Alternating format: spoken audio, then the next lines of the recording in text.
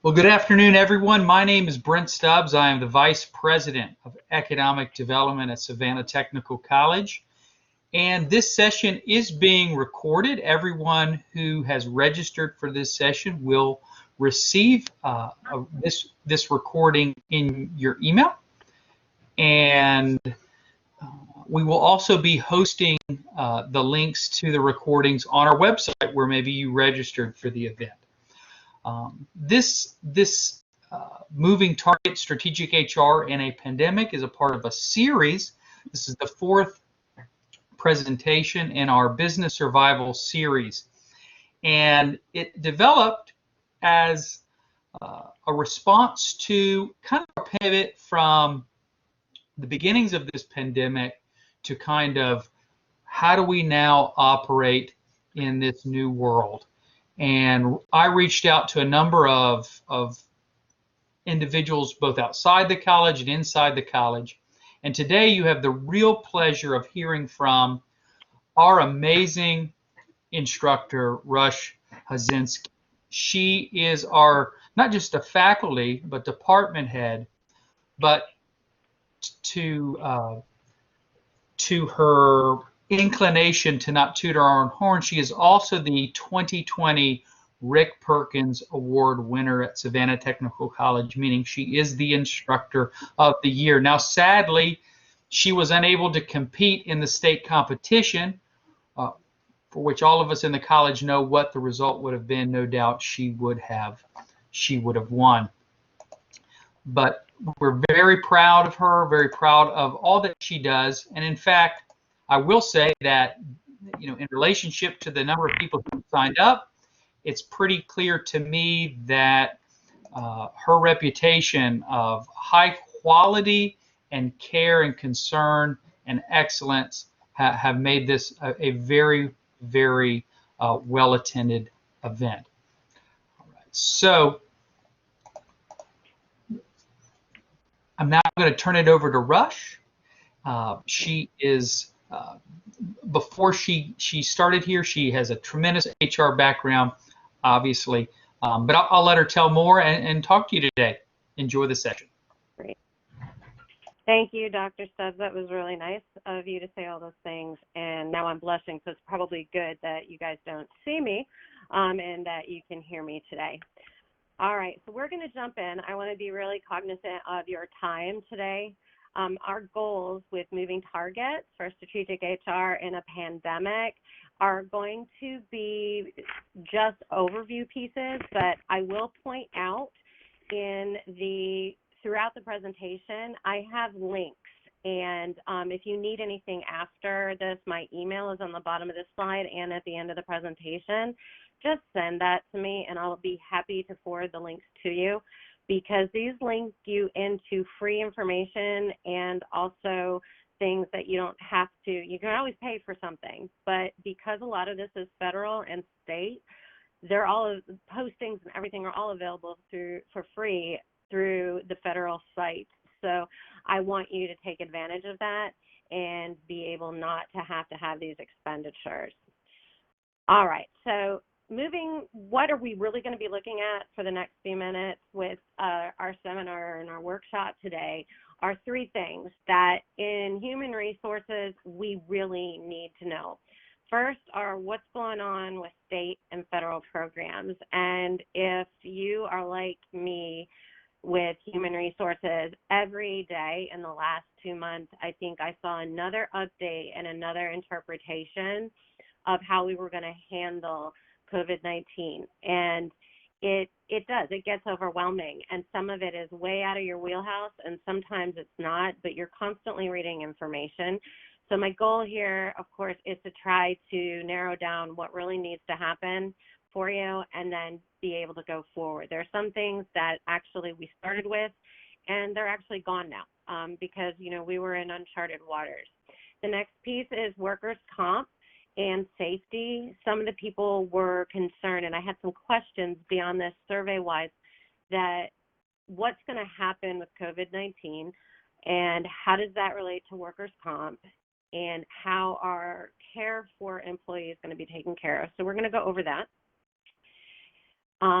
we have a nice little survey going on, and so you can tell me what your biggest concern is. And the last thing that I want to take a look at is just some employee and employer support needs that you may have right now, because businesses are going back in, but each state has its own way of phasing back in. Georgia's in one place, North Carolina's in another, South Carolina's in another, Alabama's in another, and so is Florida. So if you're in multi-states, that's the other going to be trick, because you have to figure out what phase you're in and what you're going to be able to do. So I've got a lot of responses coming in on state and federal laws right now. So I am hopefully going to be able to hit that right off the bat. And the one thing I think everyone saw and may not have is that there's been a lot talking about unemployment and the rate of unemployment and the Department of Labor's and what are people eligible for and what's an employer supposed to do. Well, first and foremost, the first piece that came out was something called the FFCRA, and this is the Families First Coronavirus Response Act. This particular poster that I have shown for you on the side is directly available through the Department of Labor, and it is from the Federal Wage and Hour Division. I have the link for it on the bottom, so don't worry about going to have to pay for these. All you have to do is print them out. You can download it. It's a PDF. You can print it out. It does not have to be in color, but it does need to be posted. All private employers that have less than 500 employees, and then some public employers, and I will tell you, just as a rule of thumb, if you're public, nonprofit, or private, you can never do too much when it comes to actually posting something like this. So if you don't know, err on the side of caution and post it with your employee information. Now, employees have rights under COVID-19 and the pandemic, and it's for paid sick leave and expanded family and medical leave under this act. What I want you to realize, if you look closely, I know it's a smaller version here, but these provisions only apply from April 1st of 2020 through December 31st of 2020. And it tells you about paid leave entitlements that employees can have and also who is eligible. And it's just a summary. What I want you also to see are the qualifying reasons for leave related to COVID-19. Now, and it tells you an employee is entitled to take leave if they are unable to work, including unable to telework, all right? So that doesn't even mean they're at home.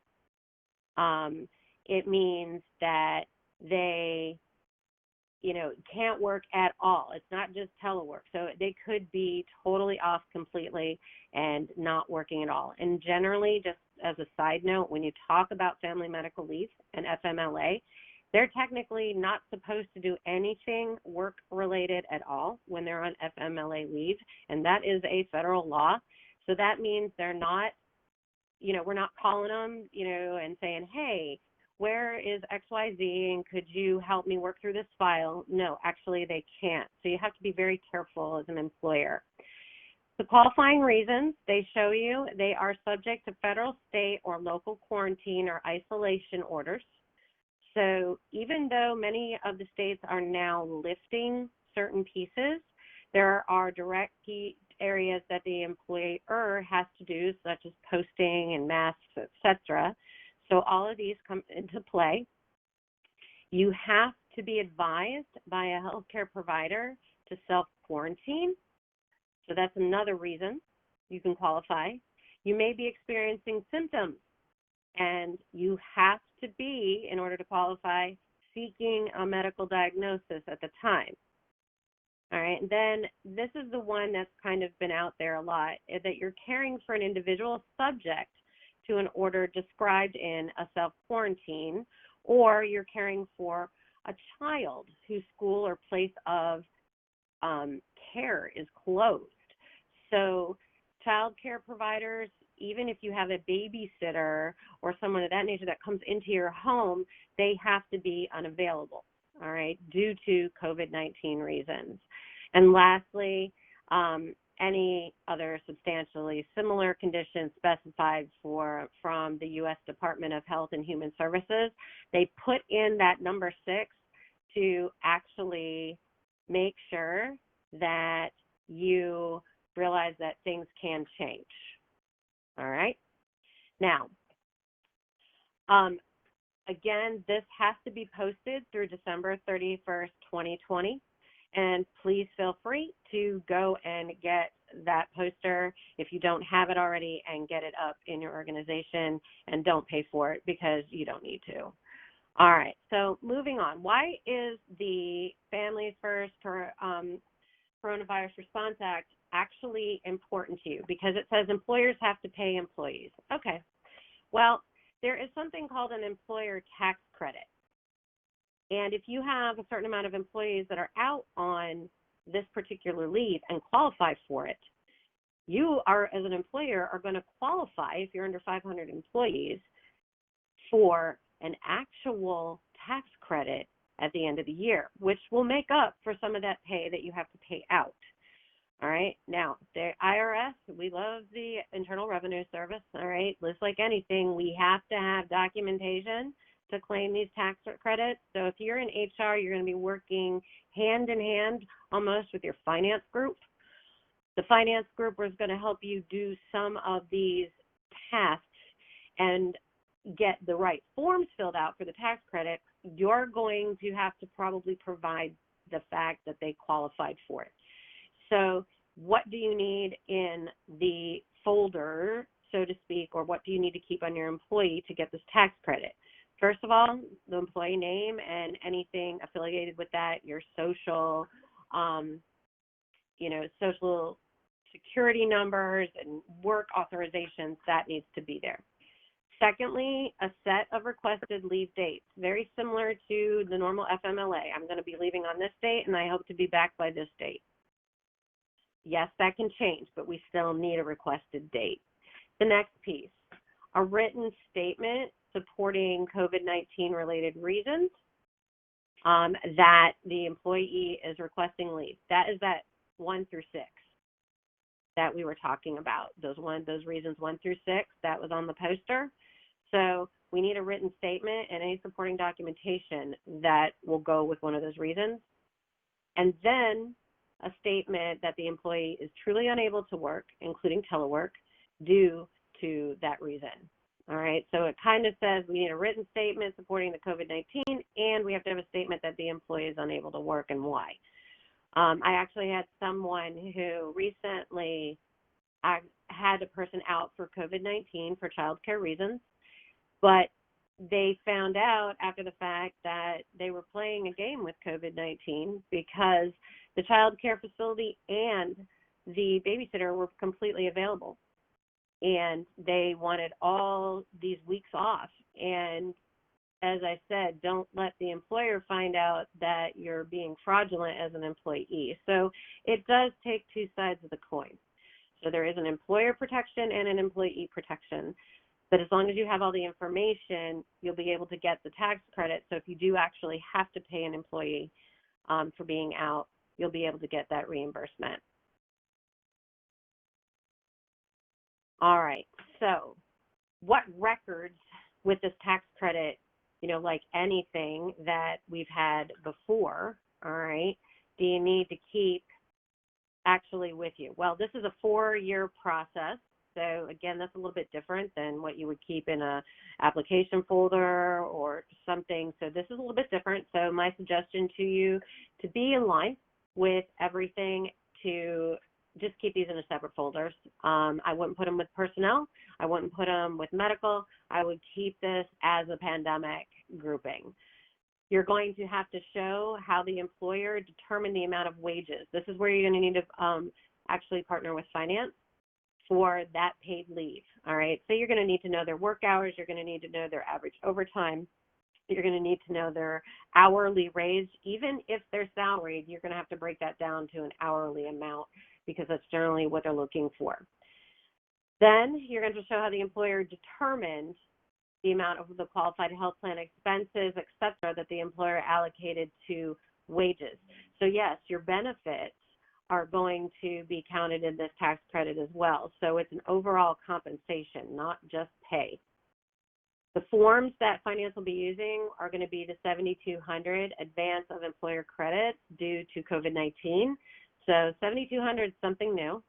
And copies of completed 941s, which are the quarterly federal tax return piece that the employer submitted to the IRS already. So some of these are things that we're doing already. Others are going to be new.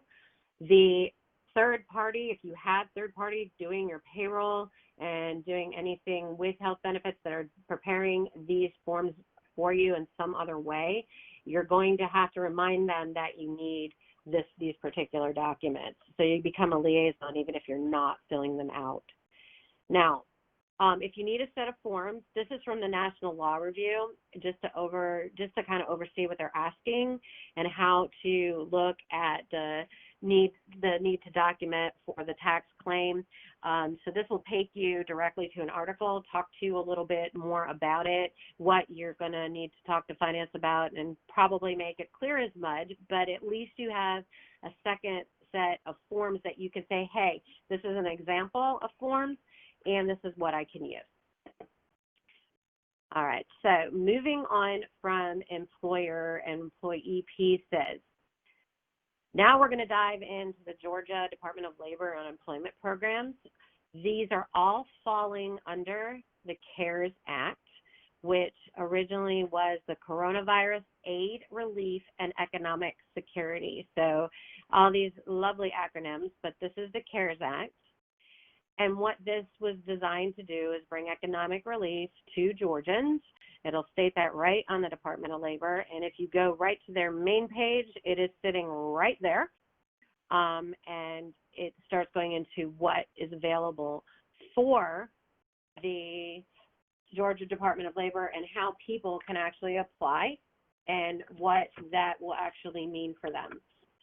So when we lay off an employee or employee leaves us due to FMLA expiring or anything with COVID-19, we tend to look at something called UI, and that's your normal unemployment insurance. They go to the Department of Labor, they're no longer working for some reason, and the Department of Labor will determine whether it's for their reason or your reason and who's responsible for their unemployment, and they may qualify for unemployment. And that's just the normal everyday piece. And then sometimes the Department of Labor asks you for more information on that determination. It can go into an unemployment hearing. It can go into an appeal. It has its normal piece. It can only be appealed twice. And then the determination is fine. The determination from the Department of Labor is final. HR can be on the phone and be the representative for the employer. A lot of people think that they need an attorney for that. You really don't. As long as you have the required documentation that the Georgia Department of Labor is asking for, you can certainly represent yourself. The next piece, if you do not qualify for unemployment under the normal circumstances, the Department of Labor has what's called the Pandemic Unemployment Assistance Program, or the PUA. The PUA, first of all, as I said, you have to have a decline or you do not qualify for unemployment. You also might be a 1099 employee, or it could have like a plethora of reasons, but generally, if you don't get the regular employment, you apply next for PUA, and they determine if you are eligible through the Department of Labor for the PUA payout. Now, one thing I can tell you is the PUA will require the tax forms for 2019 for you as an individual. You have to prove that you worked basically from January 1st of 2019, that you did work through a certain threshold through December of 2019. And that can be a little tricky right now because the IRS moved the tax date to July. So that is going to be needed in order to claim the PUA. Same as normal unemployment, The PUA will tell you through the Department of Labor how long you have it, what you've been approved for, and when you can start the claims process if you are approved. It's very similar to unemployment, works about the same way, but it is under a different heading. So that's where PUA comes into effect. In concurrent to PUA, there is FPUC, which is Federal Pandemic Unemployment Compensation. This is allowed in tandem with PUA, and it pays out from 4/4 to 7/27 of 2020. So April to July are the only sections that FPUC will also be paid in tandem with PUA. Now, the click with this one to know is that if PUA is approved for anyone that you may have laid off, then they do have to apply for the FPUC. It'll tell you to accept it, and it will go through. And again, they're getting federal monies because this is a federal pandemic unemployment compensation. That's something that's coming from the federal government, paid into the state government, and this is the program that Georgia's put into place. Now, the last piece is PEUC, otherwise known as Pandemic Emergency Unemployment Compensation. If you were to look at that part of the site on the Georgia Department of Labor right now, you can't apply for it, but it's an extension beyond the PUA and FPUC that you can apply for up to, at this point, they're looking at it being 13 weeks. You can't apply yet because, of course, PUA and FPUC are still being paid out. So PEUC is not going to be available yet. And again, anyone that is applying for this is going to have to go through all the things again. It just doesn't roll. And they're going to have to go through the application again, get approved, and see if they pay out. So people will also ask me how much these will pay for you. The unemployment is generally in mid-300s. PUA, again, about mid-300s. These, of course, all depend on what the wage of the employee is.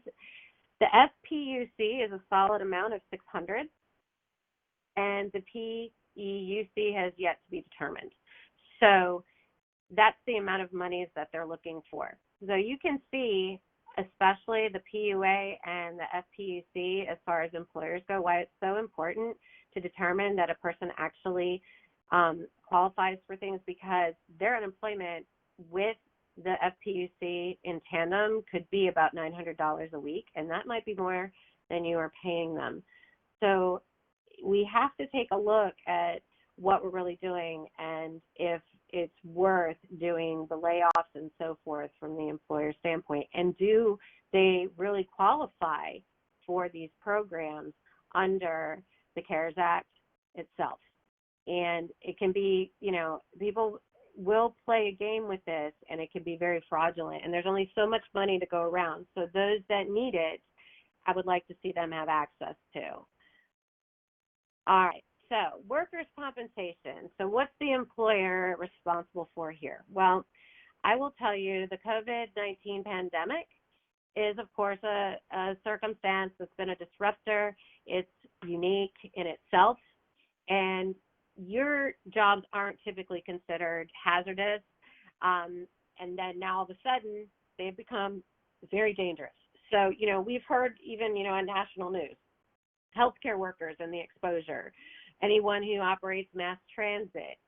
We've heard about, as I said here, grocery store workers, anyone's out in the forefront, they are having a very high risk of exposure, because we heard a lot from the World Health Organization and through the CDC that people that don't present symptoms are still able to pass the virus. So these people have been exposed and are, it was of no fault of their own.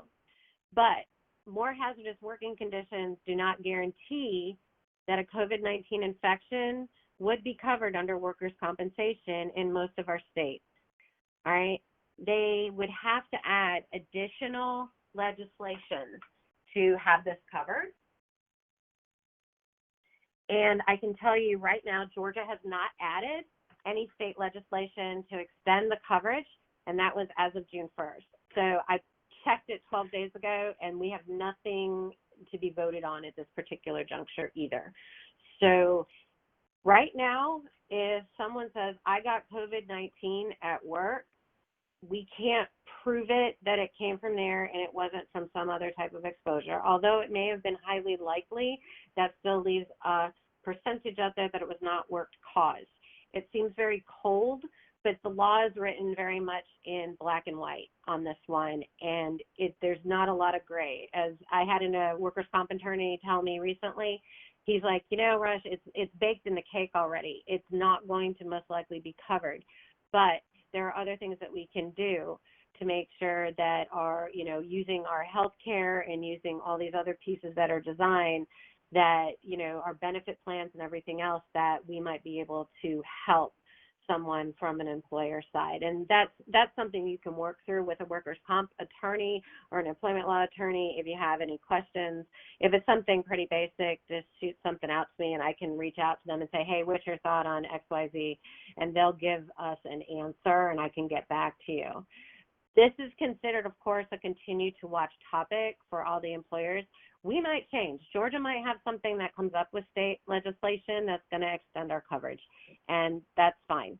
But until then, at this point, most likely your workers' comp will not cover that for an employee, and you are going to have to go into your health care and group health that you already have. Again, you can always supplement that for your employee or do something more and beyond. That's always a nice thing to do, covering co-pays, doing different things if you feel that someone is going to struggle and need help. And like I said, an employer is able to do that or change that within their policies at any time. All right, so my last piece that I want to talk to you, this is from PayCore.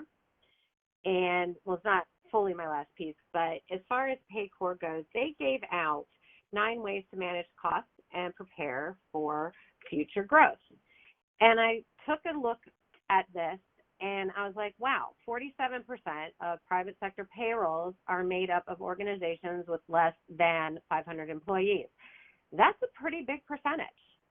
And some of these approaches, of course, you may have already done. If you would like to have a way to discuss how to reduce costs and you want to pull this particular cost and like prepare something with this document, go to the link. All you have to do is enter your work email and they'll send it right to you. So that's kind of a nice little free piece. PayCore is a huge company. A lot of other companies are doing things that are similar, but I just love the fact that you could get this for free and really not have to put a lot of work into getting it. And then if you got like a solicitous email from PayCore, they want to do something, which a lot of companies will do automatically. You just opt out of the mailing list when you get one of those, and then you move on. So if you don't have an interest of it at that time, you can opt out with PayCore pretty easily, which I think is a really great feature for you. And I respect them a lot for putting that out there. Now, what do we want to look at? Well, they've given this list, and it's number 1, to forego discretionary spending and take a look at 90-day cash flows. So what are we putting out there? And what do we not have to do right this second? And can we push it into the 2021 budget? And can we move it in other places? The next piece is, again, 90 days.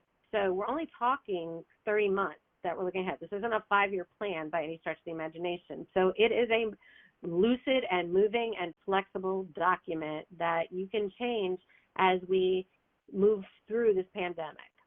The next, reduce extra supply inventory. Let's use up what we have. Let's order only what we need, and let's not overorder at this point. Supplies can get extremely expensive, and usually we can cut something that we don't need right away. It was kind of a nice thing, but we don't need it right this second, and concentrate on what we really, really do need in order to function. If our employer has debt and rent obligations, our finance groups, it could be brought to their attention. Can you renegotiate some of that? The answer is yes. Banks are putting out tons of programs at this point. You can get forbearance. You can get things actually on hold for a few months. Rental obligations, just evictions weren't even allowed to be done. And that was actually with businesses too for a certain amount of time during this pandemic. So we can see where the state's going and where our banks and our financing is going, and seeing if we can actually renegotiate it. If you're in HR, don't be, shy. If you've got a program that you're paying out for, call them. Call the vendor and say, hey, can I renegotiate the cost of this for the rest of 2020? I'd love to stay with you, but we are trying to reduce costs. Could we get 10% off? A lot of people are seeing a 10 to 15% reduction is what they're looking at on average throughout the United States, some higher than that, but ask.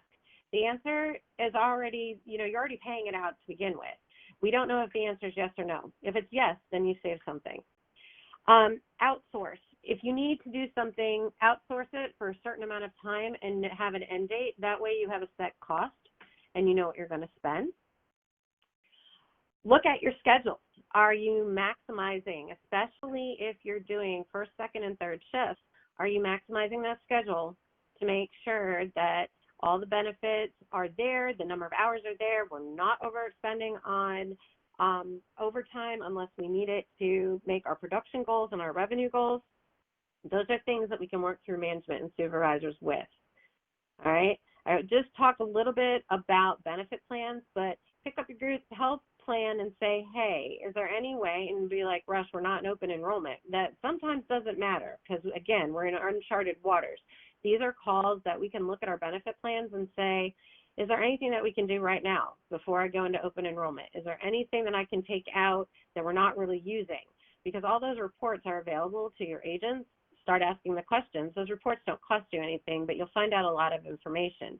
Additionally, could you bundle something in your next open enrollment? So if you're having health this way, but you're going to look at a different group for life and then look at a different group for dental and another group for vision, is there something out there that you can bundle all ways to say, we always hear it with the auto insurance and, Progressive and Geico, they want you to put your auto insurance, your home insurance, your renter's insurance. They talk about motorcycle, recreational vehicles. They want you to put it all under the same thing.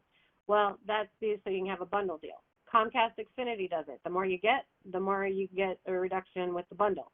So why not ask our vendors when they're doing our benefit plans if they're offering this? Reduce hours and layoffs. That reduction of hours is where I would look first, and get your managers in on ideas and get their engagement. They are on the floor. They are seeing things. Don't guess. They see things, and their ideas, sometimes they will hit something that we didn't even think of that actually minimizes what we have to do, and we can keep all of our employees. And as I said, those temporary layoffs are a last resort. I do want to bring to your attention that it does cost an average for the United States of $4,129 to hire a person back or hire a new person. That's a heck of an investment. So if we're laying off 20 people and we're going to bring back 20 people, well, 20 times 4,129 is quite the expenditure. So it can actually, by keeping them on or reducing schedules and hours or putting a furlough through, could have actually saved us more money in a shorter amount of time, but kept our trained employees in place. And that's not a bad thing either, because then we're not scrambling or wondering how to get in touch with them, and we've actually put value back into what they're doing. We are trying, and that communication makes all the difference. Now, my last piece for today has to do with the new Region 5 update for OSHA. We are, not Region 5, Region 4. We are Region 4 in Georgia, just so everyone knows. And I have a couple of links here for you. First of all, OSHA put up alerts for the construction industry, manufacturing, package delivery, workforce, and retail. It describes what the OSHA standards are and about protecting workers, and it has to do with, of course, directly with the coronavirus and COVID-19. So if you're scrambling to see what is required, this is where the state guidance is coming from. So you can log in to this particular website and the section of OSHA, and it's going to tell you what is required for you. And again, OSHA is completely free, and it is a plethora of information. Secondly, there is the control and prevention page, which they've now put up for guidance, again, for controlling risk of worker exposure. And this contains specific guidance by industry. And I listed the current industries that they have. On there, there's quite a few. It's kind of small on the PowerPoint, but I didn't want to miss one, but it's everything that you see here. They have a guidance already set in place for. I love not recreating the wheel, and I love not having to guess. So it's there. It's in very straightforward language. A lot of times it has posters and training presentations attached. So it takes a lot of work off your plate if you're trying to develop these things, because they're all there for you to use totally free of charge. Now, as far as your federal OSHA offices for the private sector employers, we do have a Savannah office. The rest of the offices, there's 2 offices too in Atlanta, but the Savannah area office I've given you the numbers to, and feel free to call them. They are there to help you. Additionally, everybody's like, oh, OSHA, I don't want an audit, I want everything. Well, let me tell you something. First of all, if you think that you might be not doing what you're supposed to, or you don't know if you're doing something right, and you're scared that OSHA is going to audit you, and you're a small employer and you don't know what to do, OSHA has a free consultation program for small employers. This is done through on-site. They actually come on-site for you. They contact, you'll have to contact what they call the local consultation program, and it actually, for us, is run out of Georgia Tech. So how nice. And this is not your 30-hour course or anything like that. They walk your entire facility. They actually get a checklist running for you. They tell you what is not in great shape. They tell you what is in good shape. The nice thing is you just put them on the list of, hey, I'm doing this in good faith. So does that mean that you're not going to get an audit? It doesn't mean that you're not going to get an audit, but you're not first on the list anymore. And the nice thing is they help you fix the issues that you may be facing. And they're going to help you fix it to an actual level that is going to be what they would look for in an audit. So how great of having that already signed off. Now, again, if you think about audits, they're there to see things that they don't usually see. If they're working with you, they know what's going on. And so there's no need for them to come surprise you. So again, if you have questions, and it has, this is everything. It's COVID-19, it's pandemic exposure, it's worker safety, anything that you want to talk about that falls under OSHA, they will come and do it. All you have to do is go into the consultation directory, send them your information, and they will be in contact with you, and they'll be happy to help. And I've had a lot of small businesses actually work with us, and they come out with just flying colors. They think this is really great because it helps them without having to hire extra people. And actually, the expenses were a lot less than having fines and so forth. All right, lastly, do realize that OSHA has now divided job tasks into 4 risk exposure levels. It's very basic, all right? Most Americans, so you know right now, are in the lower exposure risk level or medium risk, all right? We have very few of our industries that are in high risk or very high risk. So if you want to read more about what industries are in low and medium and how to handle low and medium risk, and if you're in a high risk or very high risk, what you can do. And again, if you're confused, you would go back to the program I just told you about and have a consultation and ask what to do. But their pyramid, as I said, is 4 basic colors, going from blue to yellow to orange to red, and it just allows you to know where you fall. That way, you're no longer in the dark at this point, and you can probably guess where you might be, but there are some things that are on the cusp between medium and high, and then high to very high. So you want to make sure that you're looking at yourself in the right light underneath this pandemic, and the umbrella at this point might be different than what you were before. So if that's the case, then you'll know, and then you're able to make sure everyone has the right things that they need to work for you, and you're able to get the business going again, and you're able to start generating that revenue. So as far as my advice for everyone in human resources as we go today, use your voice not only as an HR representative, but as a support to the company overall. Ask those tough questions about revenue, about value, about what we need to do, about lowering our expenses, so it doesn't come back as a knee-jerk, because one way to lower expenses right off the bat is a layoff. We get that, but what's it going to take to get us rerunning and getting our overall revenue back as companies? And I think that's where our focus needs to be. So I'm giving you permission to use your voice here and be professional with it, but don't be scared to say, hey, I just learned about some of these things, and I think we need to take a look at getting tax credits. I think we need to look at bringing OSHA in because we have questions, because we're now considered high risk and we weren't before. So those are the things that you can say and suggest, and not everything's going to be accepted, but you want to know what? The more you have a voice, the more they will expect you to have a voice, and you'll be able to be a true partner in the organization and not just an expenditure of personnel costs. So with that, I am going to kind of leave this to questions or anything that you might want to ask me today. If not, my information is here. This is my direct email at Savannah Tech, and also my phone number. This goes right into my voicemail in my office, which I check that voicemail. Usually I'm on it daily, but if you need me really quick, I will be on the email faster. Just tell me what you're looking for. Tell me that you're on the webinar, your question.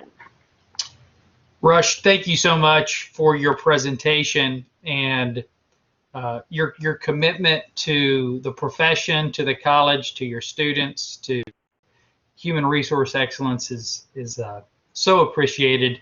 I'm going to brag on you. Rushe is out of town taking care of her parents and said, no matter what, I'll do this. So she's in a totally different environment, and you really live it by example. But we have 16 people here on the call and on this presentation, and you've given a lot of very important information. I did put a lot of the links that you referenced in the chat, but if anybody has a question, feel free to type it now or unmute yourself. You can raise your hand if you're afraid of talking over each other, and we can acknowledge you that way as well. I just don't have the ability to unmute you, so you will have to unmute yourself. If you look down on your screen, there's a little microphone. If you click that, it's share audio, and that's how you can ask a question.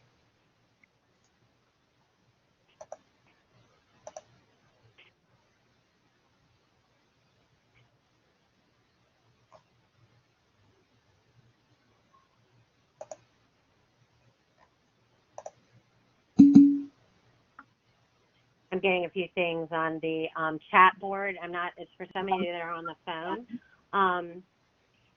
We have a piece out there that says that we're getting feedback in the field about associates trying to reduce their own hours to claim unemployment. Any advice on handling those type of situations?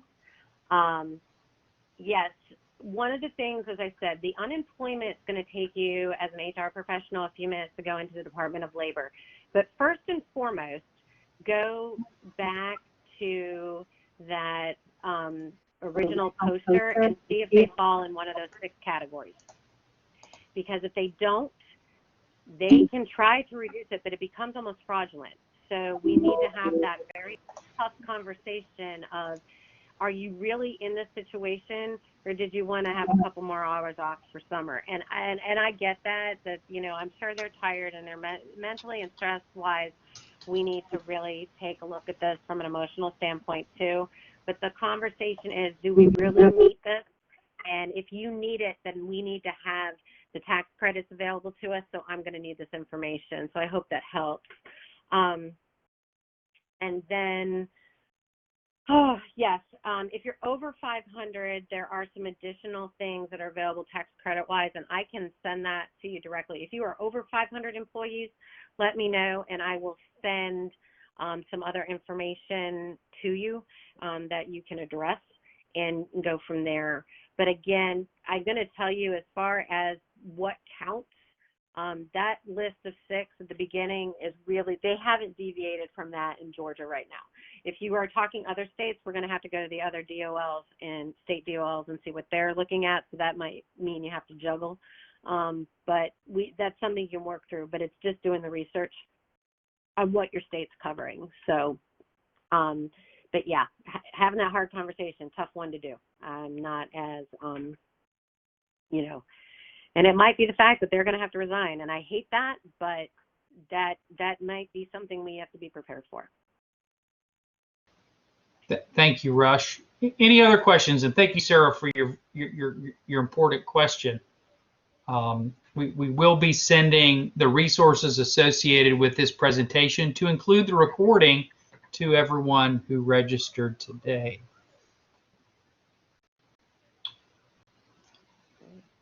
And so if we don't have any other questions, again, I'd like to just thank you, Rush, for your time, for your giving heart and the efforts that you make for our students in the community. And to all of our participants today, these are challenging times. Together, as we share what we're learning and how we're improving, each and every day the sun hopefully will shine a little brighter, though looking out right now, it's looks like we've got a little coastal rain coming in. But everyone be safe